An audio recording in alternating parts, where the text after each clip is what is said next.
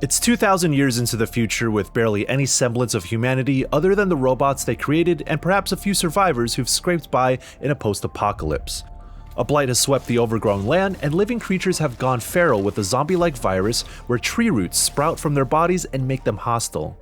But Emma, she's a little different.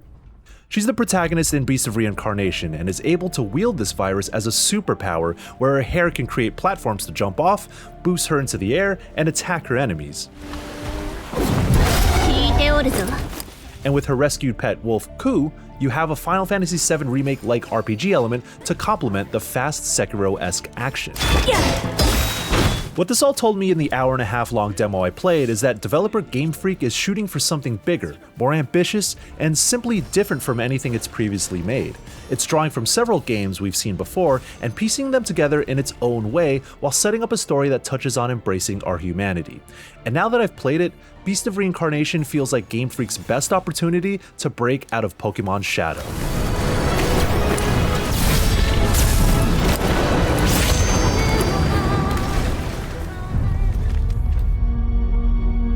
The story starts off with a bang, establishing its science fantasy contrast as Emma vows to protect a little girl named Kagura who's recovering in their de facto headquarters, which is an AT-AT looking walker. She jumps out donning her samurai sword and a Ronin-inspired fit, and the precious boy Ku follows her, all while an orchestral tune with dramatic choir vocals build an atmosphere that veers so close to NieR Automata that I couldn't shake the comparison.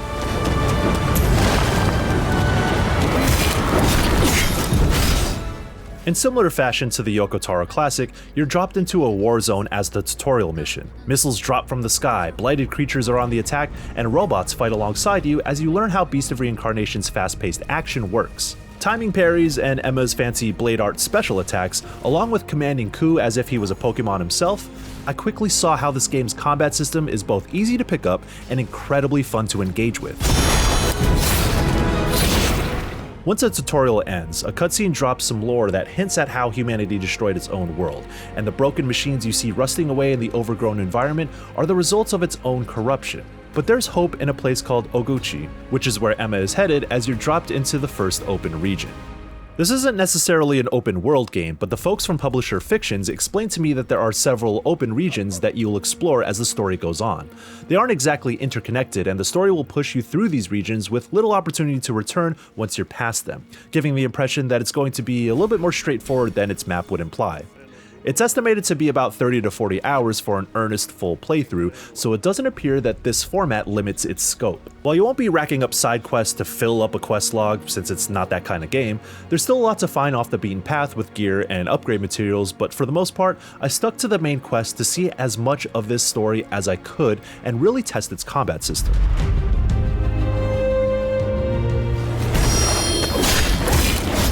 Normal enemies didn't give me much trouble since parry timing is quite generous. Even as it evokes the pacing and rhythm of a Sekiro or Nioh, it won't be nearly as hard, at least that's my initial impression. Still, recognizing attack patterns and knowing when to dodge or to be aggressive with parries are key to controlling Emma and creating windows for blade arts or gruesome finishers. And thankfully, the controls are swift and responsive as any decent action game requires. But Ku is a vital part of the mix, and he's how this game leans into the RPG realm a bit more. Time stops when you pull up his command menu, giving you a chance to be more tactical and cast spells that can complement Emma's melee prowess. Ku's spellcasting works similar to FF7 Remake's ATB system, where you build up points during the action to then spend on casting his abilities, and when you do, there's a little QTE prompt to amplify his effectiveness. In the demo, I could have him cast fireballs and inflict burn status, sprout a tree for me to launch up to, or blast tree roots to bind multiple enemies at once. Weaving these in like they're part of an attack rotation showed me that there's potential depth to Beast of Reincarnation outside of playing it straight like a tough action game. There's a lot to dig into with the skill trees for both Emma and Ku, and since they share the same pool of skill points, I suspect there'll be a sense of build crafting, or at least ways to emphasize the parts of combat you like most. The Fictions rep explained to me that progression was built in a way that would support a Ku-centric playstyle for those who aren't as in tune with action combat, and vice versa. For me, I like a good mix of both since I think they work extremely well in tandem, especially in challenging boss fights where difficulty seems to ramp up. The big boss battle in this demo was against a monstrous stag, and it's in this fight where Beast of Reincarnation's systems started to interlock clearly. It was hanging out in a river basin below, so I used Emma's hair as a platform to get the jump on it with a leaping aerial strike to start the battle with the upper hand. From there, my primary plan of attack was to nail down the parry timing of its antler swings and read its animations carefully. And with each successful parry and sword strike, I would dwindle its stagger meter. Simultaneously, Ku would be able to bind it for a brief moment so I could get a few more swings in, or help me chip away at its health with fireballs. This boss is also physically towering, and sometimes the camera has trouble locking onto a much bigger target, especially when backed into a corner.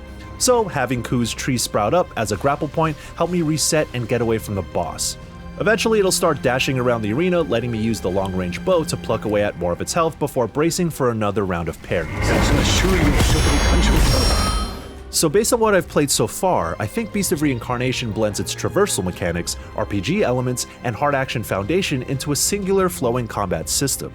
And while I don't think any one of those parts are particularly outstanding on their own, it's the smart confluence of all three that make it stand out in a sea of Souls-ish action games that try drawing from the same core design principles. What I'm looking forward to now is how it's going to evolve as the story goes on, and how boss fights further along will challenge me in increasingly interesting ways. However, it's not necessarily the action that's going to completely win me over with Beast of Reincarnation. This is also Game Freak's chance to show its chops as storytellers. Say what you want about Pokemon Scarlet and Violet, but seldom have I seen a game elevate its story to completely unpredictable heights in its final hours like that. Of course, different folks work on various projects within development studios, but it tells me that Game Freak has that potential within. The last few moments of my demo took me to a flashback sequence where Emma was held captive by one of the more sophisticated robots. It's established here that Emma is also seen as a malefact, given her Blightborn powers with her hair that can be wielded like tree roots.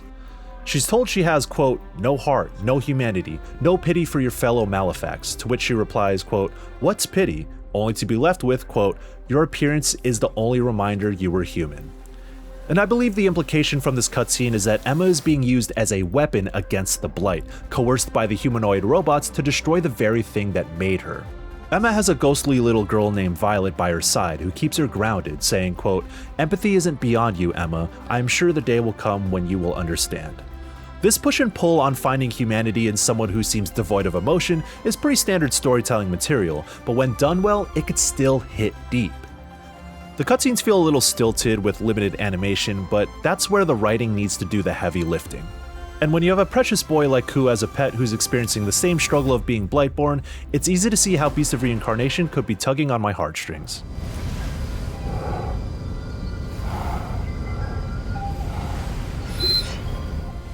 I could draw a ton of comparisons to other games I've played, like Stellar Blade or Ghost of Yotei when it comes to action and style, and of course, NieR with its tone and narrative themes. I also can't help but see parallels with my favorite anime film of all time, Princess Mononoke, a blight taking over the land caused by humanity's ignorance and abuse as a warrior girl and her wolf companion fight to survive the incursion, and tucked within that, messages about the importance of preserving your world. I'm just theory crafting at this point, but the twists and turns we've come to expect from these kinds of stories already has me invested in the conflict Emma is caught between with what seems to be a world itself rebelling against civilization. From so many aspects, I see touches of my favorite things reflected in Beast of Reincarnation, and that has me excited to see what it does with this foundation. Surprisingly though, director and writer Koto Furushima mentioned to me in a conversation that his biggest influence has been Blade Runner.